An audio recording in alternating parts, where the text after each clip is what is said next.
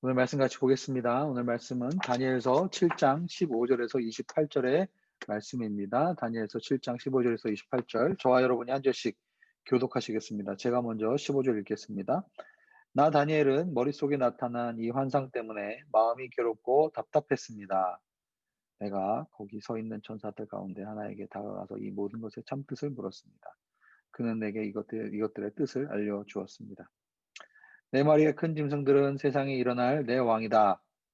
그러나 높고 높으신 분의 백성들이 그 나라를 얻고 영원하고 영원하도록 누리게 될 것이다. 나는 네 번째 짐승의 뜻을 알고 싶었습니다. 다른 짐승들과 달리 그 짐승은 아주 사나우며 쇠로 된 이빨과 발톱이 있으며 삼키고 부수고 남은 것은 발로 짓밟았습니다. 또 머리에 있던 10개의 뿔과 나중에 돋은 다른 뿔에 대해서도 알고 싶었습니다. 나중에 돋은 뿔 앞에서 먼저 있던 새 뿔이 빠졌고 나중에 돋는 뿔에는 눈들이 있었고 큰 소리로 광활하게 말을 하는 입도 있었으며 그 모습은 다른 뿔들보다 강해 보였습니다. 내가 보고 있는데 그 뿔이 하나님의 백성들과 싸워서 이기고 있었습니다. 그러나 옛날부터 항상 살아계신 분이 오셔서 높고 높으신 백성들의 편을 들어 심판할 때가 되셨고 심판하셨고 때가 되자 하나님의 백성들에게 그 나라를 되찾아 주셨습니다. 하나님을 모시고 서 있던 천사가 내게 말했습니다. 넷째 짐승은 세상에서 나타날 네 번째 나라다. 그 나라는 모든 나라와 달라서 온 세상을 집어삼키며 발로 짓밟고 부서뜨릴 것이다. 10개의 뿔은 그 나라에서 나올 10명의 왕들이다. 그들 뒤에 한 왕이 일어날 것이다. 그는 먼저 있던 왕들과는 다르며 먼저 있던 세 명의 왕을 굴복시킬 것이다. 그는 높고 높으신 분께 거만하게 대항해 큰 소리치며 높고 높으신 분의 백성들을 억누를 것이며 때와 법을 바꾸려고 할 것이다. 하나님의 백성들은 한때, 두때, 반때 동안 그 왕의 손에 넘겨질 것이다. 그러나 심판이 시작되면 그는 힘을 빼앗기고 완전히 멸망당할 것이다. 그리고 높고 높으신 하나님의 백성들이 나라와 권력과 온 세상의 여러 나라를 다스리게 될 것이다. 그 나라는 영원하며 세상에 힘 있는 모든 사람들이 그를 섬기고 따를 것이다. 함께 읽겠습니다. 시작. 이것이 환상의 끝입니다. 나 다니엘은 여러 생각으로 두려워 얼굴이 창백하게 변했지만 이 일을 마음속에 간직해 두었습니다. 아멘. 오늘 말씀을 시작하면서 우리가 한번 상상을 한번 해봤으면 좋겠습니다. 2021년 12월에 우리의 모습은 어떠할까? 백신과 치료제가 이제 보급이 되어서 전 세계 이제 코로나가 끝나고 2021년도 12월에는 우리는 예전의 일상으로 우리는 돌아갈 수 있을까? 예전처럼 해외여행도 마음껏 할 수 있고 또 매일매일 우리가 가고 싶은 곳도 갈 수 있고 마스크도 더 이상 밖에 나갈 때 마스크도 쓰고 안 쓰고 다녀도 이제 되는 그런 시점이 될까?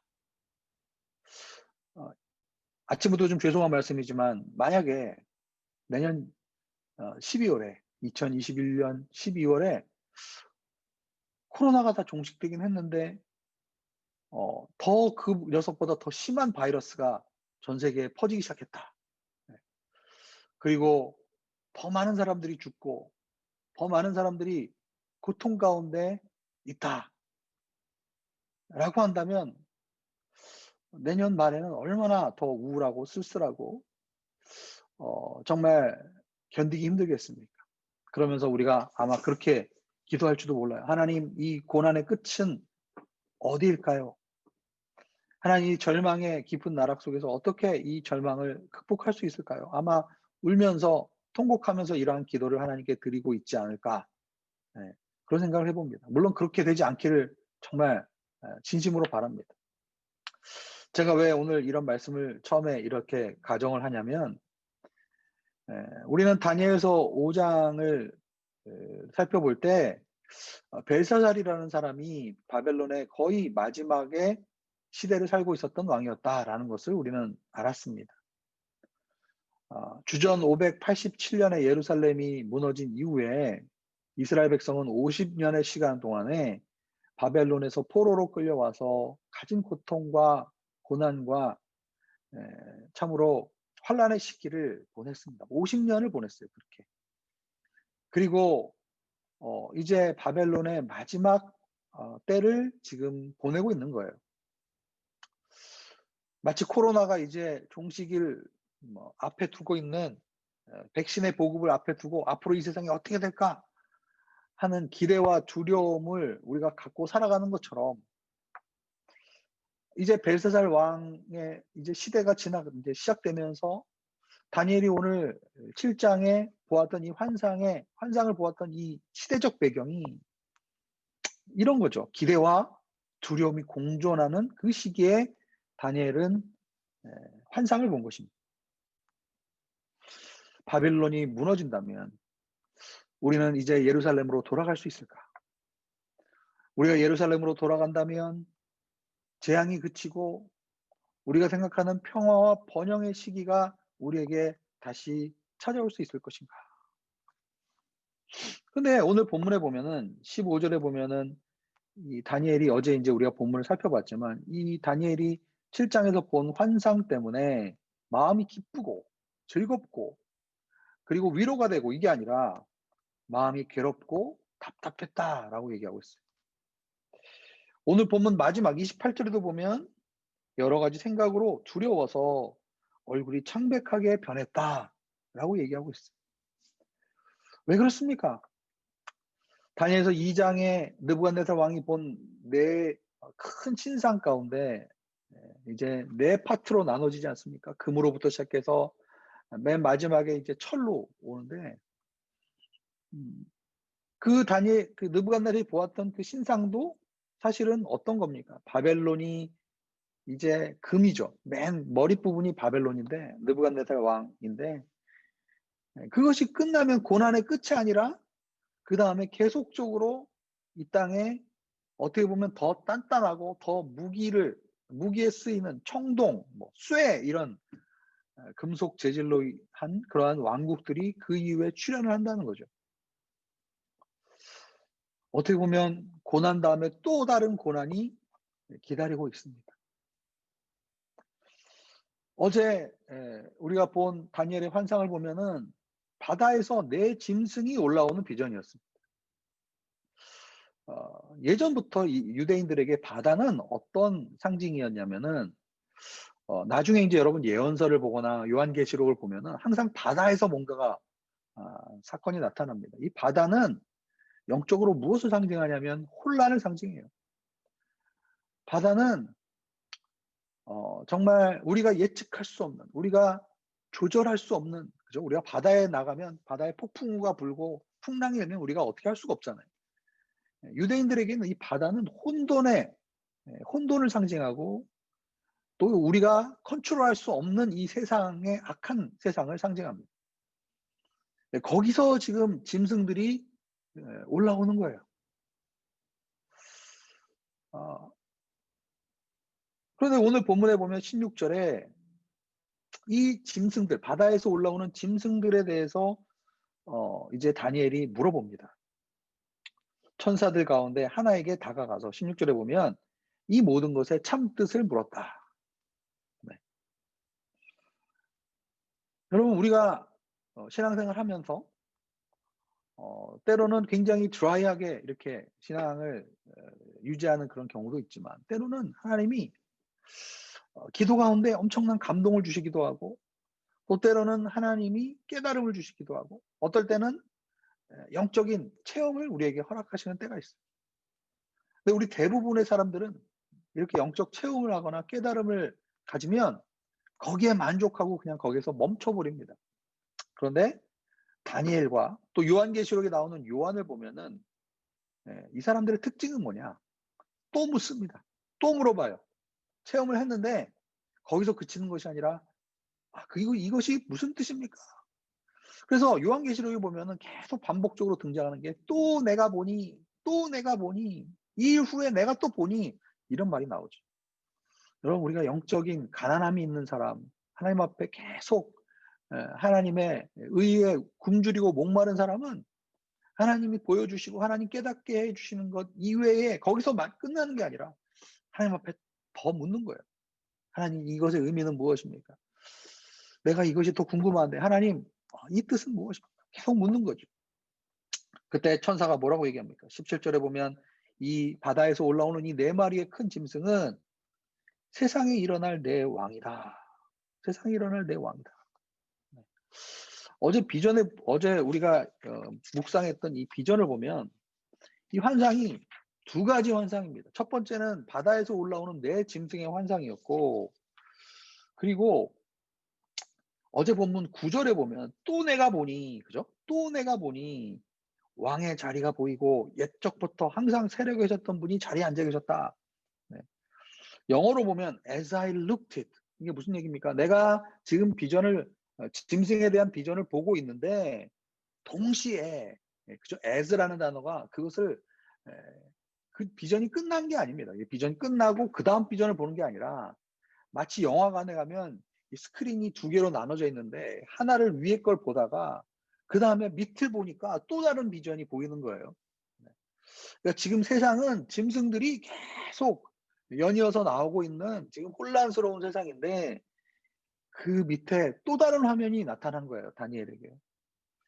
거기에는 누가 보입니까? 옛적부터 항상 살아계셨던 분이 보좌에 앉아 계시는 거예요. 그분은 눈처럼 휘고 머리털은 양철처럼 휘었습니다. 왕의 자리는 활활 타는 불꽃이고 왕의 자리에 바퀴는 타는 불이었고 거기서는 거센 불이 나오고 있고 또 그분을 섬기는 사람은 천천명이요 섬기는 사람이 만만이다. 그리고 심판이 이제 막 시작되려고 하는 시점에 그분이 책을 가지고 계신 거예요. 심판할 수 있는 책을 가지고 계시는 겁니다. 무슨 얘기입니까? 지금 다니엘이 두 가지 비전을 보고 있어요. 이 세상이 지금 짐승들이 막 활보하면서 다니는 세상이며 한편에서는 천상에서는 옛적부터 계신 이가 하늘에서 이제 막 불을 내뿜으면서 이 땅을 심판할 그러한 준비가 완료되고 있는 거예요. 여러분 우리가 지금 살아가고 있는 이 말세 때가 바로 그러한 지금 이 두 가지의 비전이 공존하고 있는 그런 시대라는 생각을 해보게 됩니다. 이 땅에 악이 득세하고 그리고 이 땅에 재앙과 고단과 고통과 내전과 전쟁과 마태복음 24장에 나오는 이 말세의 징조를 우리가 보면서 이 땅에 악이 활보하고 그러나 거기 그것만 있는 것이 아니라 천상에서는 옛적부터 항상 살아계셨던 그분께서 그분을 섬기는 천천만만의 그들을 섬기는 그 천사들과 그들과 함께 지금 이 세상을 심판하기 위해서 준비하고 계십니다. 그리고 나서 오늘 본문의 포커스는 네 번째 짐승, 정말 아주 포악한 이 네 번째 짐승의 뜻을 알고 싶었어요. 그래서 다니엘이 다시 물어봅니다. 이 네 번째 짐승 그리고 10개의 뿔, 그 다음에 나중에 솟아나는 다시 다른 하나의 뿔. 그런데 그 뿔은 막 말도 하고 눈도 달려 있고 그리고 다른 뿔들보다 거만하고 아주 강력한 그 뿔, 마지막으로 나오는 뿔.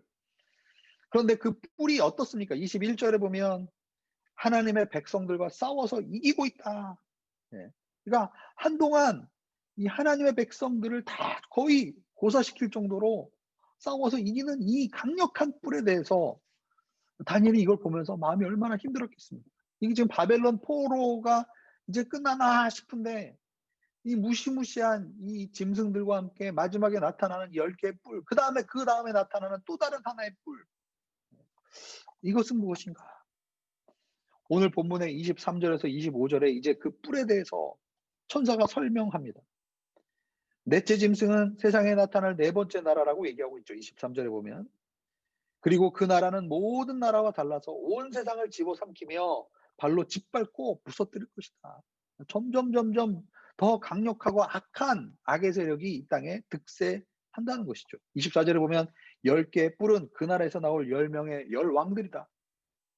그리고 그들 뒤에 한 왕이 나타나는데 그 왕은 먼저 있던 왕들보다는 다르다는 거야. 더 잔인하고 더 악한 사람이 나타난다.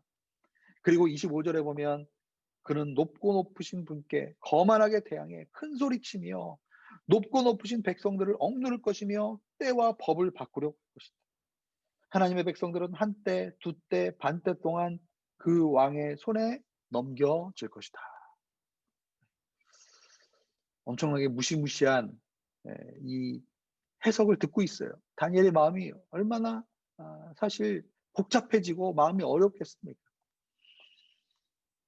우리가 요한계시록 13장을 읽어보면 오늘 우리가 읽은 23절에서 25절과 관련된 똑같이 거의 똑같은 말씀이 나와요. 무슨 얘기냐면 요한계시록 13장에 보면은 1절에 바다에서 짐승이 올라오는 것을 봅니다. 그런데 그 짐승에는 10뿔과 7머리를 가졌는데 그 10뿔에는 10면류관이 있고 그 머리에는 하나님을 모독하는 이름이 있습니다. 요한계시록 13장 2절에 보면 내가 본 짐승은 표범처럼 생겼고 그의 발은 곰의 발 같고 그의 입은 사자 입 같습니다. 네. 그죠? 다니엘서 7장에 나오는 이 짐승과 똑같습니다. 근데 맨 마지막에 이 다니엘에서는 이 네 번째 짐승을 표현을 안 했어요. 어떤 짐승인지 이야기를 안 했는데 계시록 13장에 보면 맨 마지막 네 번째가 용이라고 나옵니다. 용은 이 짐승에게 자기의 능력과 자기의 권자와 큰 권세를 줍니다.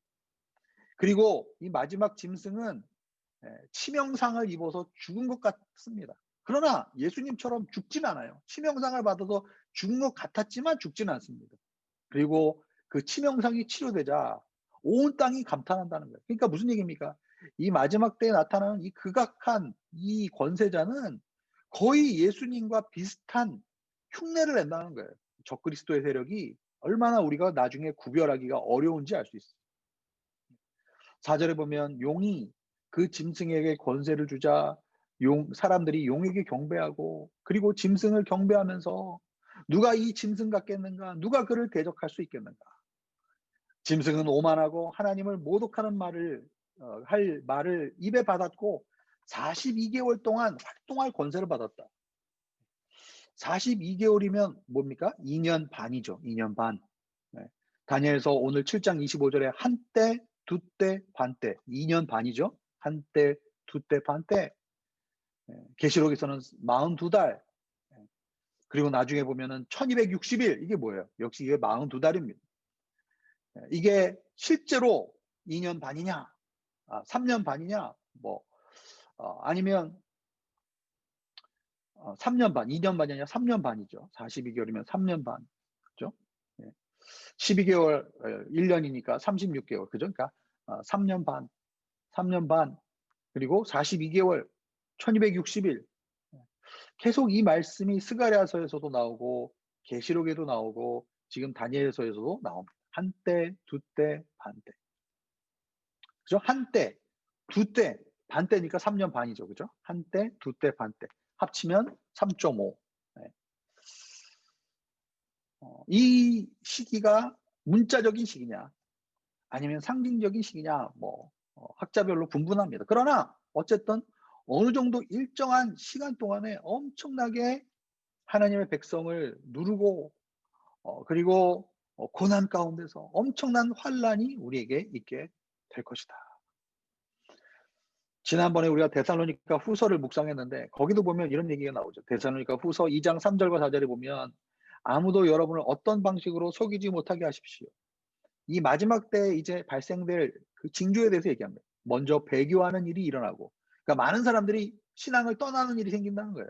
그리고 나서 불법의 사람, 곧 멸망의 아들이 나타난다는 겁니다. 네.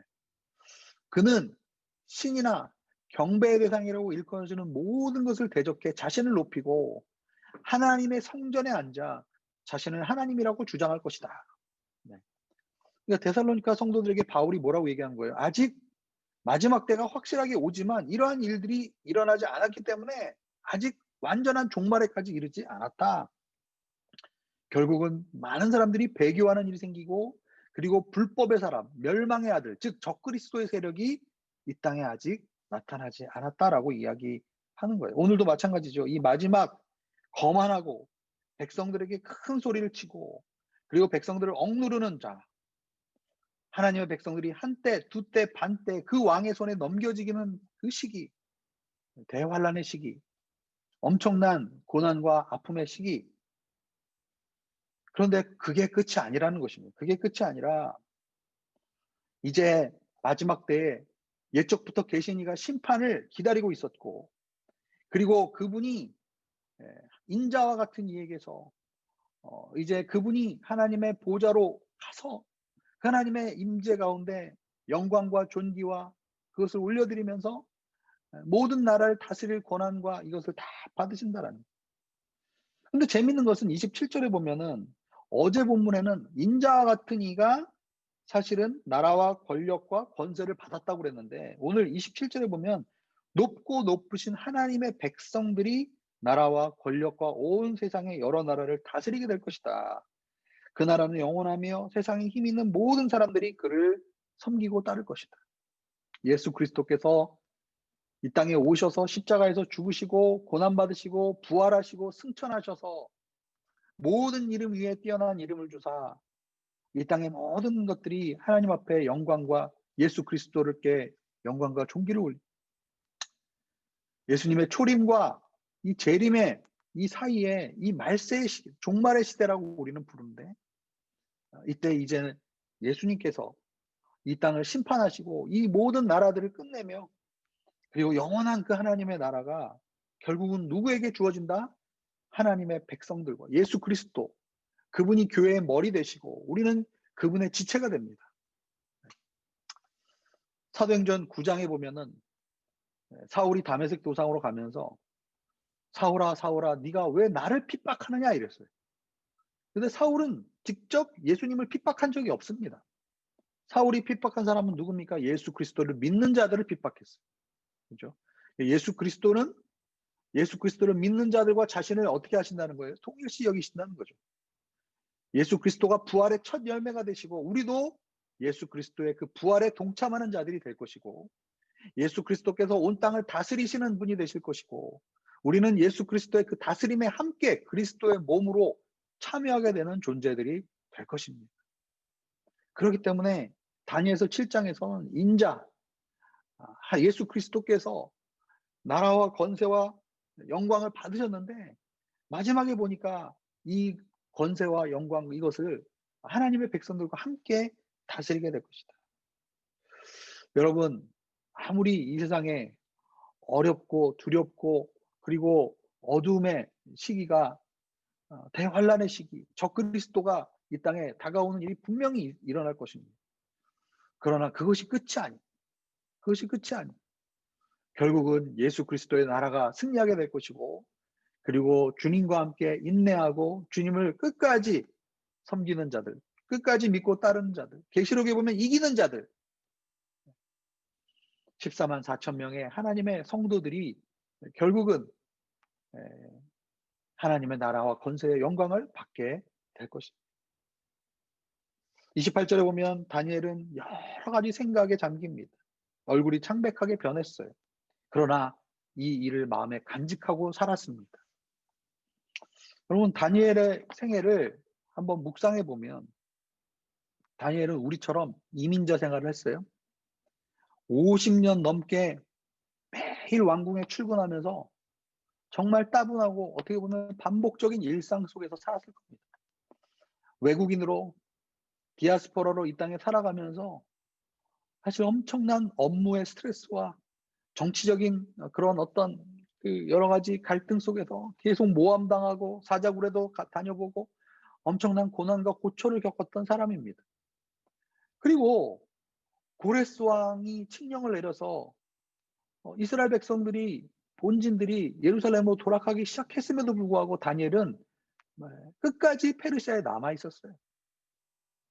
연세가 80이 넘도록 바벨론과 페르시아의 왕을 보조하면서 계속 디아스포라로 외국에서 정말 고향 땅을 그리워하면서 하루에 3번 예루살렘을 향해 창을 열고 기도하면서 하나님 나라의 회복과 그것을 위해서 기도했을 겁니다. 그러나 다니엘은 결국은 예루살렘으로 돌아가지 못했어요.